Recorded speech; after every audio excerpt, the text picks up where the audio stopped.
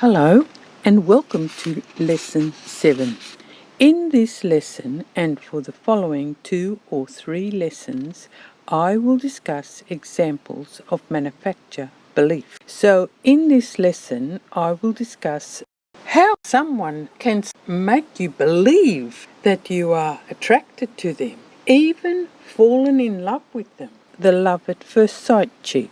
It is an exceptional example of manufacture belief because it demonstrates how a person can be affected by others in their daily life and even develop disease. As I have explained in previous lessons, in all of the cheats of the inhumane people, which of course includes manufacture belief, a threat is posed by the chief offender, the person who wants to gain power and influence over the other person. However, while the chief offender will have criminals somewhere on the scene, the criminals do not act out. They make every effort to blend in with the environment, so there is no physical evidence of a threat being made. It is owing to the conditions created in preparatory cheats, the targeted person becomes perceptive. Owing to awareness that the person acquires in these earlier cheats. However, their perception of danger is entirely instinctive, and while there is a reaction, a bodily reaction, a fight or flight response, it is not recognized as fear. The person may become aware of a sudden change, but they will only think that they are feeling hot all of a sudden, or some feeling in the body of that sudden change. I want to emphasize here that the person's perception is not due to any physical evidence. There's no sensory input from the body. They do not see or hear anything threatening. They will become aware of the criminal intent of the chief offender, but even that is not an awareness that brings up the idea of danger. It is too vague. There's only one way that this perception can be made, and that is the perception of a conscious being. This perception cannot be made by a body and a brain, as there is no physical sensory input to indicate danger. It is important to realize that it cannot be the perception of a meat robot. And sure, it flies in the face of the science that wants to insist that the physical is all that there is. I recently saw an example of a love at first sight cheat, or a version of it, on YouTube, and remarkably, it is an example of a love at first sight cheat that was done to a very famous psychologist, and in fact, she is also a neuroscientist. The cheat was done years ago when she was a postgraduate student. I will put the link to the video below so you can watch it for yourself. But I will describe here what she said and what she experienced and her explanation for what she experienced. And you will see how much the cheat affected her and it formed a belief that she was attracted to someone. The first clue that we have that there was a cheat is that she was being hassled by someone to go out on a date. She said, in her words, "There was this guy who kept asking me out for coffee, and I just wasn't that interested. But he insisted, and finally I thought I'll go out with him once and get this over and done with, and maybe then he'll leave me alone." So they went to a coffee shop to have coffee, and then she said, while they were having coffee, she started experiencing some things as follows. She said, "I started to feel warm." And she said that she felt jittery, flushed, like a little worked up, a little on edge. And then she said, "I felt kind of foggy-headed, a little bit, not a lot." These are telltale signs of the fight or flight response. Fear, in other words. And why didn't she notice? For the very same reason that no one else would notice unless one knows of the cheat, and that is there's no indication, physical evidence that there's any danger.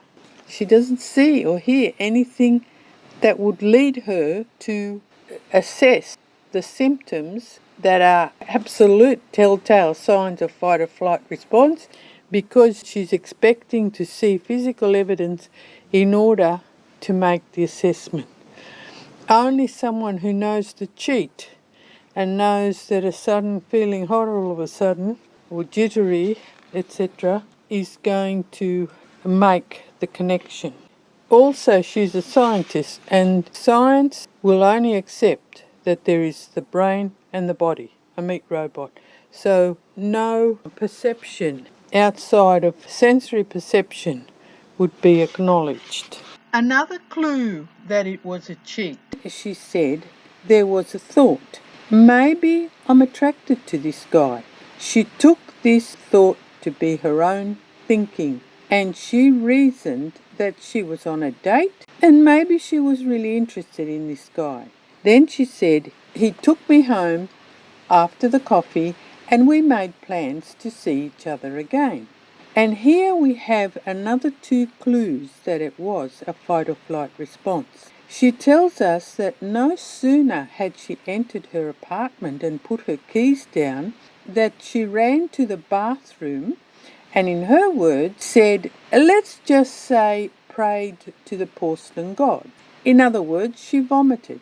And then she tells us, I was in bed for a week with the flu. Now, to understand these symptoms, a fight or flight response is about sudden higher metabolism. So the person is going to feel some sort of higher reactivity in their body. That would be experienced as feeling warm, feeling hot, and the fluttery or jittery feeling that she describes is due to higher reactivity in the musculature.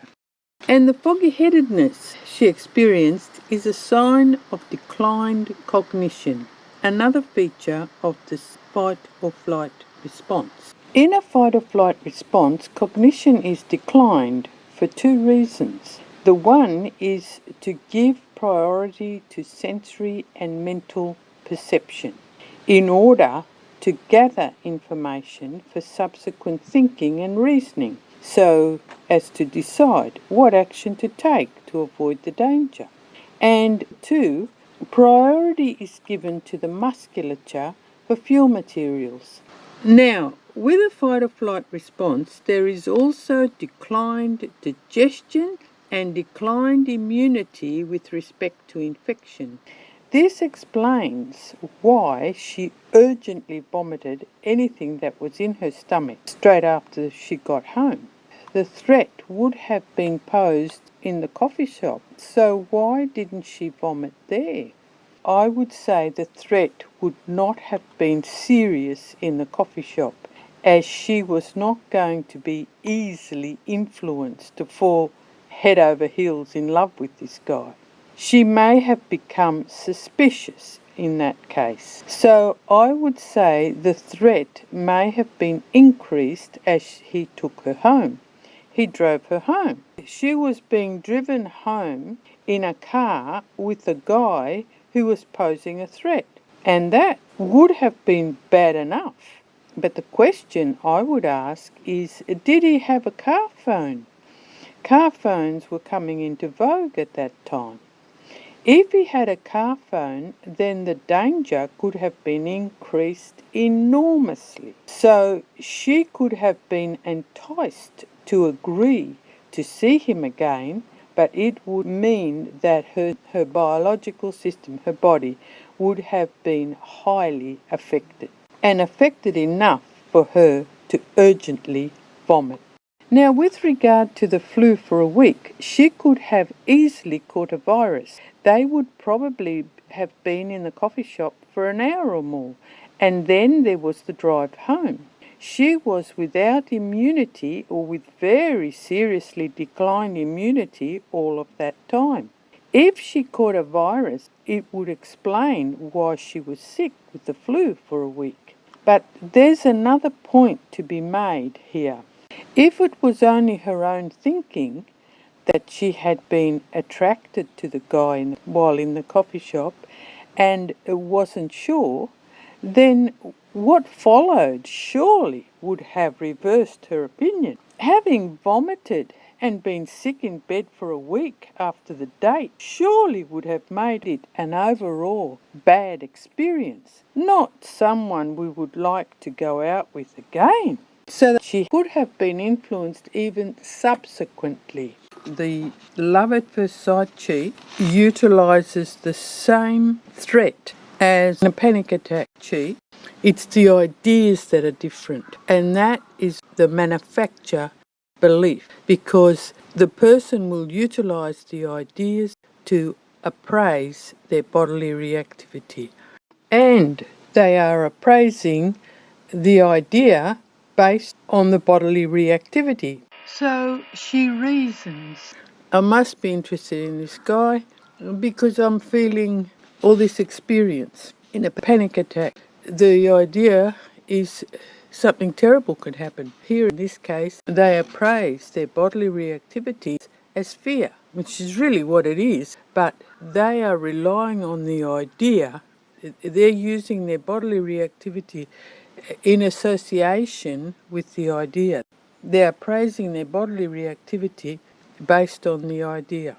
So on the way home, she could have been given, let's make plans to see each other again. Some idea like that would have been given to her that she would then have agreed to, and agreed to very strongly because of the higher emotional charge. You notice that in the car, she doesn't make any remarks about any unusual experiences. Now, that's not to say she didn't notice any changes. Maybe she did, but she hasn't mentioned them.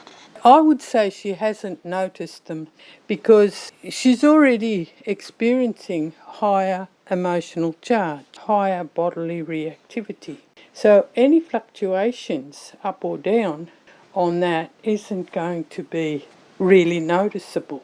In the beginning, in the coffee shop, as you can see, she has noticed a sudden change. That's a big sign that anybody and everybody can notice. So what we learn from this is that when there is a sudden change from resting metabolism, when you're calm and suddenly you feel higher reactivity in your body, you can be sure something odd happening. This is a caution. This is something that you need to take notice of. And you will find that it'll either appear as if the idea, if it was concurrent, depending on how quickly you notice the change, or very shortly after, if you've noticed the change very quickly, then you will see ideas pop into mind. Well, ideas don't just pop into mind. We may want to recall something from the past, but there's some volition on our part that we want to recall something, and maybe some idea then will pop into mind, a memory of some sort. But normally, ideas don't just pop into mind. That is a sure sign that you're being influenced. This is the important take-home message from these cheats, the manufactured belief, because if you take note immediately, you don't react to the idea. Your body will react with some higher metabolism because there's a threat being posed. That threat is not aimed to be carried out. That threat is aimed to influence you to accept the ideas. Once you know the cheat, you don't get caught. You won't fall into the pitfall. You can show them the middle finger, animate it.